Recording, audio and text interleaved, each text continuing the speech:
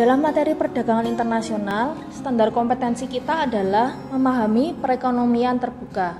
Untuk kompetensi dasarnya ada 3. Yang pertama adalah mengidentifikasi manfaat, keuntungan, dan faktor-faktor pendorong perdagangan internasional. Yang kedua, mengidentifikasi kurs tukar valuta asing dan neraca pembayaran. Dan yang ketiga adalah menjelaskan konsep tarif, kuota, larangan ekspor, larangan impor, subsidi, premi, diskriminasi harga, dan dumping. Oke, yang pertama adalah kita akan membahas tentang pengertian perdagangan internasional. Perdagangan internasional adalah hubungan kegiatan ekonomi antar negara yang diwujudkan dengan adanya proses pertukaran barang dan jasa atas dasar sukarela dan saling menguntungkan. Faktor-faktor pendorong perdagangan internasional. Di sini ada 4 faktor. Yang pertama adalah perbedaan sumber daya alam. Untuk mendapatkan barang yang dibutuhkan diperlukan pertukaran antar negara karena bisa jadi di setiap negara itu memiliki kekayaan alam yang berbeda. Lalu yang kedua adalah selera. Terkadang ada barang-barang dari negara lain yang lebih disukai daripada barang dari dalam negeri. Lalu yang ketiga adalah penghematan biaya produksi atau efisiensi. Biaya untuk memproduksi barang tertentu di dalam negeri lebih mahal dibandingkan mendatangkan dari negara lain. Lalu yang keempat adalah perbedaan teknologi. Suatu negara belum mampu memaksimalkan teknologi sehingga belum mampu menghasilkan barang dengan kualitas dan jumlah yang diinginkan. Lalu selanjutnya adalah keuntungan perdagangan internasional. Yang pertama adalah meningkatkan kualitas konsumsi. Yang kedua, mendatangkan devisa bagi negara. Yang ketiga, membuka kesempatan kerja. Yang keempat, menstabilkan harga-harga. Dan yang kelima, mempercepat transfer teknologi. Dan yang terakhir adalah memperluas pasar. Selanjutnya akan dibahas adalah faktor penghambat perdagangan internasional. Di sini ada faktornya adalah ada 3. Yang pertama adalah tidak amannya suatu negara. Faktor keamanan memengaruhi para pedagang untuk melakukan perdagangan internasional. Yang kedua adalah kebijakan ekonomi internasional oleh pemerintah, misalnya pembatasan jumlah impor, pungutan biaya, impor maupun ekspor yang tinggi, lalu perizinan yang berbelit-belit. Dan yang terakhir adalah tidak stabilnya kurs mata uang asing. Kurs mata uang asing yang tidak stabil membuat para eksportir maupun importir mengalami kesulitan untuk menentukan harga valuta asing. Nah, kita selanjutnya akan membahas teori perdagangan internasional. Beberapa pakar menyimpulkan bahwa perdagangan internasional terjadi karena ada perbedaan keunggulan, antara lain keunggulan mutlak dan keunggulan komparatif. Yang pertama adalah dikemukakan oleh tokoh Adam Smith, yaitu adalah teori pencetus keunggulan mutlak. Keunggulan mutlak atau keunggulan absolut merupakan kemampuan suatu negara untuk memproduksi suatu barang lebih murah daripada negara lain. Negara harusnya melakukan spesialisasi untuk memaksimalkan barang yang diproduksi. Lalu yang kedua adalah teori yang dikemukakan oleh David Ricardo, yaitu adalah keunggulan komparatif. Keunggulan komparatif merupakan kemampuan suatu negara untuk memproduksi suatu barang lebih efektif dan efisien jika dibandingkan dengan negara lain. Teori keunggulan mutlak atau absolute advantage theory. Di sini tabel 1, yaitu kita akan membahas contoh tentang perdagangan Indonesia dan juga Tiongkok. Pertama, untuk negara Indonesia, di sini ada komoditas, yaitu dia menghasilkan 40 karet dan juga 8 HP. Sedangkan Tiongkok 10 karet dan juga 20 HP. Di sini kita akan melihat tentang dasar tukarnya. Di Indonesia, 1 HP sama dengan 5 karet. atau 1 karet sama dengan 0,2 HP. Sedangkan untuk Tiongkok, dasar tukarnya adalah 1 HP sama dengan 0,5 karet atau 1 karet sama dengan 2 HP.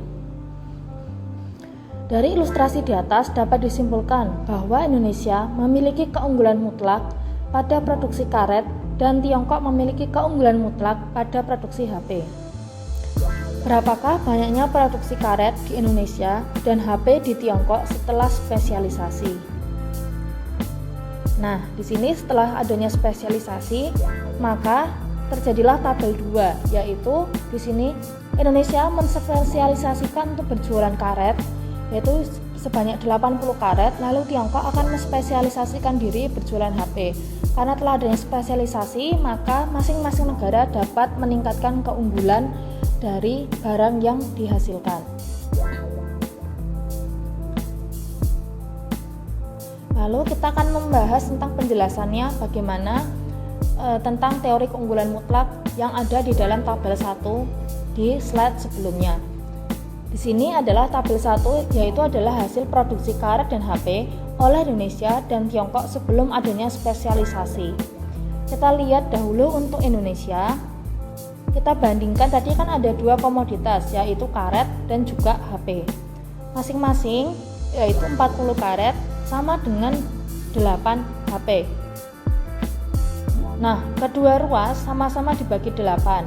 40 dibagi 8, 40 karet dibagi 8 menghasilkan 5 karet, sedangkan 8 HP dibagi 8 menghasilkan 1 HP. Atau kalau kita melihat dari sisi karet, 1 karet sama dengan 1/5 HP atau 1 karet sama dengan 0,2 HP. Lalu kita akan melihat di sisi Tiongkok. Kita bandingkan, yaitu karet dibanding dengan HP, seperti saat kita membandingkan di Indonesia tadi. 10 karet dibanding dengan 20 HP. Kedua ruas akan sama-sama dibagi 10. 1 karet sama dengan 2 HP. Atau kalau kita melihat dari sisi HP, maka 1 HP sama dengan 1/2 karet atau 1 HP sama dengan 0,5 karet. Kesimpulannya, maka berdasarkan teori keuntungan mutlak, keuntungan pada perdagangan internasional terjadi ketika Indonesia berspesialisasi memproduksi karet, sementara Tiongkok berspesialisasi memproduksi HP yang ada di slide sebelumnya di tabel kedua. Lalu selanjutnya kita akan membahas sebuah kasus lain. Jika ada 2 negara memiliki keunggulan seperti di bawah ini, apakah akan terjadi perdagangan internasional? Di sini ada tabel 3, yaitu ada 2 negara yang berdagang, yaitu Arab Saudi dan juga Jepang. Untuk Arab Saudi, di komoditas minyak dia menghasilkan 50, tekstil menghasilkan 25, sedangkan Jepang di komoditas minyak 25 dan tekstil 20. Dasar tukarnya adalah 1 minyak sama dengan 0,5 tekstil, sedangkan untuk Jepang 1 minyak sama dengan 0,8 tekstil. Meski negara Jepang tidak memiliki keunggulan mutlak, di sini seperti kalian lihat, Jepang ini tidak ada keunggulan yang sangat menonjol, berbeda dengan Arab Saudi yang memiliki keunggulan yang menonjol di minyak. Perdagangan internasional tetap terjadi karena setiap negara memiliki keunggulan komparatif sehingga mampu menghasilkan produk lebih efisien dibandingkan negara lain. Dengan mengadakan perdagangan internasional, negara-negara akan mendapatkan keuntungan. Selanjutnya, di teori keunggulan komparatif tadi atau comparative advantage theory, di sini ada masih contoh yang sama, yaitu negara Arab Saudi dan juga negara Jepang. Di sini untuk komoditas minyak yaitu 50, tekstilnya 25. Sedangkan untuk Jepang minyaknya 25 dan tekstilnya 20. Kita akan melihat dasar tukar dari negara Arab Saudi terlebih dahulu. 1 minyak sama dengan 0,5 tekstil. Lalu 1 tekstil sama dengan 2 minyak. Kemudian di Jepang 1 minyak sama dengan 0,8 tekstil dan juga 1 tekstil sama dengan 1,25 minyak. Di sini Arab Saudi memiliki keunggulan dalam produksi minyak. Maka Arab Saudi akan melakukan spesialisasi dengan mengoptimalkan memproduksi minyak, sedangkan tekstil akan diimpor dari Jepang. Impor dilakukan karena jika dilakukan pertukaran dalam negeri atau di dalam negeri Arab Saudi sendiri, maka satu minyak hanya akan mendapatkan 0,5 tekstil. Tetapi jika ditukarkan dengan negara lain, yaitu Jepang, maka satu minyak akan mendapatkan 0,8 tekstil. Kalian dapat melihat di tabel dasar tukar, ketika Arab Saudi itu satu minyak itu hanya berharga 0,5 tekstil, sedangkan di Jepang satu minyak itu berharga 0,8 tekstil. Jadi Arab Saudi akan menerima keuntungan yaitu 1,6 dikurangi 1 sama dengan 0,6 dari perdagangan tekstil. Nah, kalian mungkin bisa mencatat caranya, yaitu seperti ini. Di sini, satu minyak sama dengan 0,5 tekstil untuk Arab Saudi.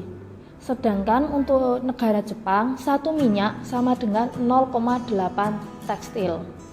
Jadi di sini kalau kita melihat sama-sama di bagian tekstil antara Arab dan juga Jepang memiliki selisih 0,3.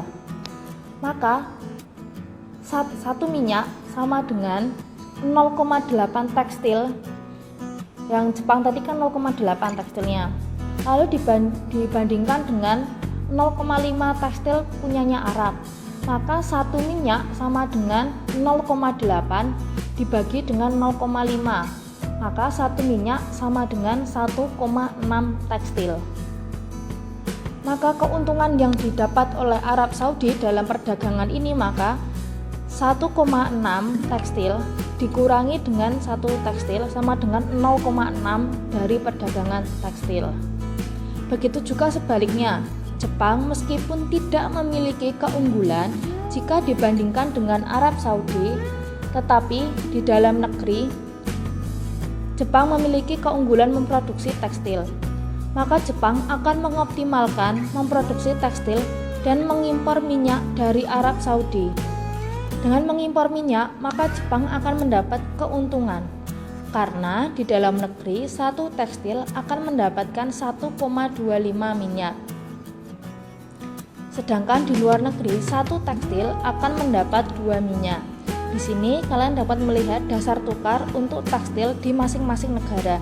Di Jepang tadi, satu tekstil hanya mendapat 1,25 minyak. Sedangkan jika ia berdagang dengan Arab Saudi, satu tekstil bisa mendapatkan 2 minyak. Maka keuntungannya didapat Jepang adalah 2 minyak dikurangi 1,25 minyak sama dengan 0,75 dari perdagangan minyak. Nah, di sini ada penjelasan untuk dasar tukar di tabel sebelumnya. Nah, di sini kita akan melihat dari negara Arab Saudi terlebih dahulu. Minyak dibanding dengan tekstil. 50 minyak dibanding dengan 25 tekstil. Kedua ruas sama-sama dibagi 25. Maka 50 dibagi 25 minyak sama dengan 25 tekstil dibagi 25. Maka menghasilkan 2 minyak sama dengan 1 tekstil. Atau 1 minyak sama dengan 1/2 tekstil atau 1 minyak sama dengan 0,5 tekstil. Kemudian kita melihat untuk negara Jepang masih sama caranya, yaitu minyak dibandingkan dengan tekstil. 25 minyak dibanding dengan 20 tekstil. Lalu kedua ruas sama-sama kita bagi 25. 25 minyak dibagi 25 sama dengan 20 tekstil dibagi 25. Maka akan menghasilkan 1 minyak sama dengan 4/5 tekstil atau 1 minyak sama dengan 0,8 tekstil. Sedangkan 1 tekstil sama dengan 5/4 minyak atau 1 tekstil sama dengan 1,25 minyak. Lalu materi selanjutnya akan kita bahas adalah nilai tukar valuta asing atau kurs.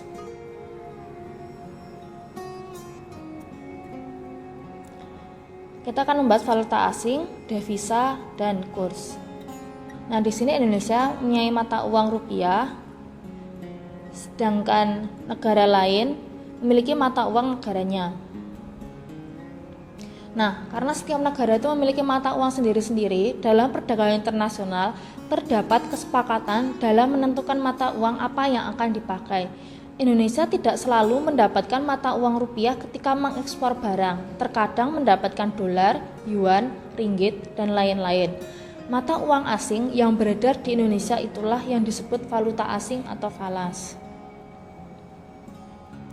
Nah, kita akan membahas valuta asing dan devisa.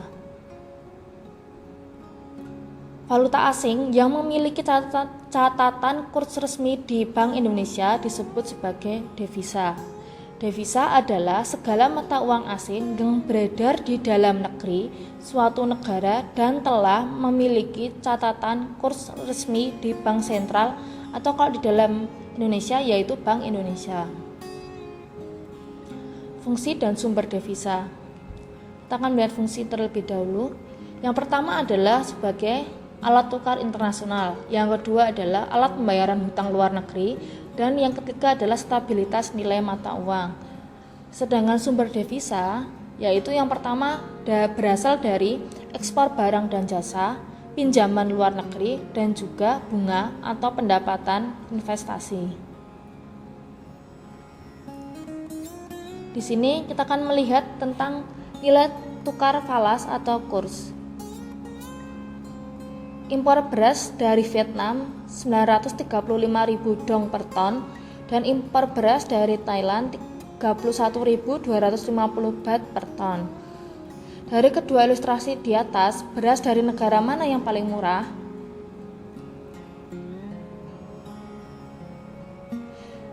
Nah, jawabannya adalah dari ilustrasi tersebut secara langsung kita tidak tahu negara mana yang menjual beras paling murah karena setiap negara memiliki mata uang masing-masing dan nilai mata uang tersebut berbeda.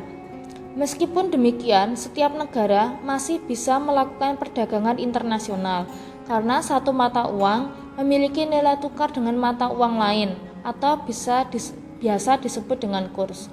Kurs adalah jumlah satuan mata uang yang harus diserahkan untuk mendapatkan satu satuan mata uang asing.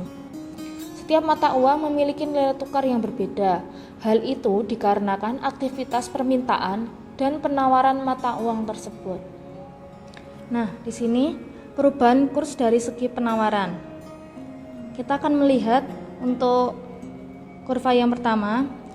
Di sini kondisinya adalah meningkatnya penawaran valuta asing mengakibatkan harga valuta asing tersebut turun. Di sini kita ada kondisi yang pertama yaitu dengan harga P awal dan juga dengan jumlah Q tertentu. Lalu di sini karena adanya penawarannya yang berubah, penawarannya itu bertambah, maka Q awal bergeser menjadi Q1. Mengakibatkan P awal bergeser menjadi turun ke P1. Karena adanya penawaran yang bertambah tetapi permintaannya tetap, maka mengakibatkan harganya turun dikarenakan jumlah yang ditawarkan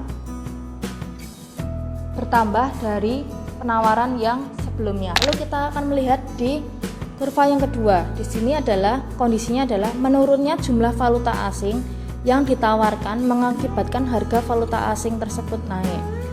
Di sini ada kondisi yaitu yang pertama P awal dan juga Q awal. P awal dan juga Q awal. Lalu di sini karena adanya penurunan jumlah valuta asing yang ditawarkan itu semakin sedikit, maka akan mengakibatkan harga valuta asing itu akan naik. Permintaannya tetap, tetapi barang yang ditawarkan semakin sedikit, maka akan mempengaruhi harga dari valuta asing tersebut, mengakibatkan harga valuta asing tersebut akan naik. Slide ini menerangkan tentang bagaimana penawarannya. Lalu kita akan membahas untuk yang selanjutnya adalah permintaan. Perubahan kurs dari segi permintaan. Di sini sama seperti tadi, kita akan membahas dari sisi yang kiri terlebih dahulu. Meningkatnya permintaan terhadap valuta asing akan menaikkan harga valuta asing tersebut. Seperti tadi, di sini ada P awal dan juga ada Q awal. Karena di sini ada permintaan yang bertambah, jadi Q awal akan bergeser ke Q1. Akan mengakibatkan P awal akan bergeser naik ke P1. Karena penawarannya tetap, sedangkan permintaannya itu bertambah, jumlah yang diminta itu bertambah, menyebabkan D bergeser menjadi D1, yaitu dia bergeser ke atas. Ini terjadi karena adanya perubahan jumlah yang diminta oleh konsumen, sedangkan penawarannya tetap. Lalu di sisi kanan, menurunnya permintaan terhadap suatu valuta asing mengakibatkan turunnya harga valuta asing tersebut. Di sini ada P awal dan juga Q awal. Lalu Q awal ini bergeser menjadi Q1. P awal juga bergeser menjadi P1. Hal ini diakibatkan karena permintaannya itu turun, Q awal turun menjadi Q1, mengakibatkan harga valuta asing tersebut dari P berubah menjadi P1. Penawarannya tetap, sedangkan jumlah yang diminta oleh konsumen itu menurun, maka D bergeser turun menjadi D1. Di sini jenis kurs itu dibagi menjadi 3, yaitu kurs beli, kurs jual, dan juga kurs tengah. Untuk kurs beli adalah kurs yang digunakan apabila bank atau money changer membeli falas, atau ketika masyarakat menukarkan valuta asing dengan rupiah, kita akan menggunakan kurs beli.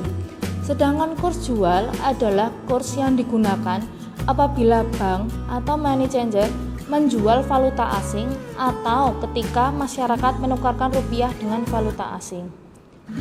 Sedangkan kurs tengah adalah kurs antara kurs jual dan kurs beli.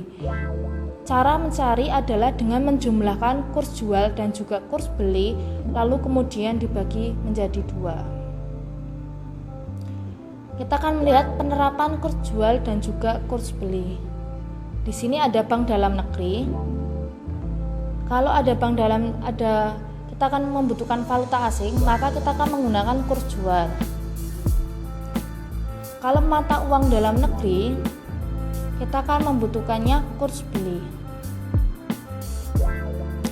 Nah, di sini ada contoh nilai tukar valuta asing. Di sini ada nama-nama mata uang asing dari berbagai negara, dari mulai yang US dollar sampai dengan yang New Zealand dollar. Lalu di sini ada kurs tengah, ada kurs jual dan juga kurs beli.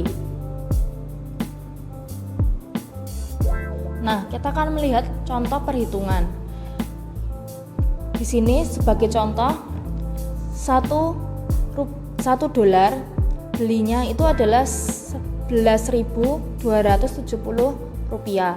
Sedangkan kurs jualnya adalah 11.570 rupiah. Budi ingin mendapatkan dolar dengan menukarkan uang sejumlah 12 juta. Berapakah uang dolar yang akan diterima oleh Budi? Nah, di sini kurs yang dipakai adalah kurs jual, karena dalam hal ini bank devisa berlaku menjual dolar kepada Budi.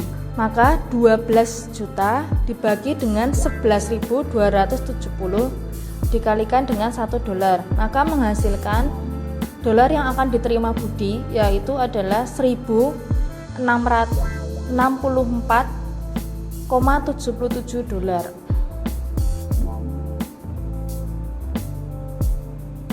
Nah, di sini sistem kurs falas. Di sini ada sistem ini untuk menjaga kurs berada pada suatu tingkat tetap. Pemerintah melakukan kebijakan moneter seperti menjual cadangan devisa atau membeli valuta asing, yang berarti meningkatkan atau menurunkan penawaran valuta asing. Selanjutnya adalah sistem kurs bebas. Kurs bergerak naik atau turun sesuai dengan mekanisme pasar tanpa campur tangan pemerintah. Keunggulan sistem kurs bebas yaitu pemerintah tidak perlu menyediakan cadangan devisa untuk mengendalikan pasar. Tidak ada pasar gelap seperti yang terjadi pada sistem kurs tetap. Kurs yang berlaku adalah kurs keseimbangan. Seluruh negara banyak menggunakan sistem ini. Sedangkan untuk sistem kurs mengambang terkendali, pada sistem kurs ini pemerintah hanya melakukan intervensi dengan kebijakan moneter jika kurs naik atau yang turun melebihi batas yang ditentukan. Sebagai contoh, naik atau turun melebihi Rp10.125 atau 8.990 per dolar lebih dari 1%. Maka pemerintah melakukan campur tangan untuk kembali ke rentang di bawah 1%. Selanjutnya adalah pembayaran internasional. Cara pembayarannya ada 4. Yang pertama adalah tunai, yang kedua adalah transfer telegrafis, yang ketiga wesel, dan yang terakhir adalah letter of credit. Sedangkan alat pembayarannya, yang pertama adalah uang tunai, yang kedua barang, dan yang ketiga adalah emas. Nah, untuk penjelasan slide sebelumnya di sini, untuk yang letter of credit itu adalah suatu surat yang dikeluarkan oleh pihak bank di negara dari pihak yang mengimpor barang atau importir, di mana bank bersangkutan menyetujui dan membayar wesel yang ditarik oleh penjualan barang atau eksportir. Lalu, transfer telegrafis atau cable order adalah cara pembayaran yang dilakukan bank atas perintah nasabah dengan mengirimkan telegram, telex atau telepon kepada bank di luar negeri agar membayar sejumlah uang kepada orang atau badan yang berhak menerimanya. Lalu yang terakhir adalah commercial bills of exchange atau lazim disebut sebagai wesel atau trade bills. Adalah surat yang ditulis penjual atau eksportir yang berisi perintah pada pembeli untuk membayar sejumlah uang pada tanggal jatuh tempo pada masa datang. Lalu selanjutnya adalah neraca perdagangan. Di sini kita akan belajar tentang pengertian, komponen, dan juga jenis neraca pembayaran. Pengertiannya sendiri adalah catatan sistematis yang mengikhtisarkan seluruh transaksi ekonomi antara penduduk suatu negara dengan penduduk negara lain dalam periode waktu tertentu. Dalam neraca pembayaran, kemungkinan terjadi surplus dan defisit. Defisit apabila ekspor lebih kecil dari impor, sedangkan surplus apabila ekspor lebih kecil dari impor. Komponen neraca pembayaran. Untuk transaksi debit, komponennya yang pertama adalah neraca barang, impor barang dari negara lain. Yang kedua adalah neraca jasa, pembayaran jasa ke luar negeri. Yang ketiga adalah neraca hasil modal, yaitu pembayaran bunga. Yang keempat, neraca modal adalah pembayaran cicilan utang. Yang kelima adalah neraca utang piutang jangka panjang atau pembelian obligasi. Lalu untuk transaksi kredit, yaitu yang pertama adalah neraca barang, ekspor barang, neraca jasa yaitu menerima pembayaran jasa, neraca hasil modal, menerima pembayaran bunga, kemudian neraca penerimaan cicilan piutang, dan yang terakhir adalah neraca utang piutang jangka panjang, penjualan obligasi. Lalu selanjutnya adalah kebijakan perdagangan internasional. Kebijakan perdagangan internasional adalah suatu tindakan yang diambil pemerintah untuk mengatasi kesulitan atau masalah hubungan perdagangan internasional guna melindungi kepentingan nasional.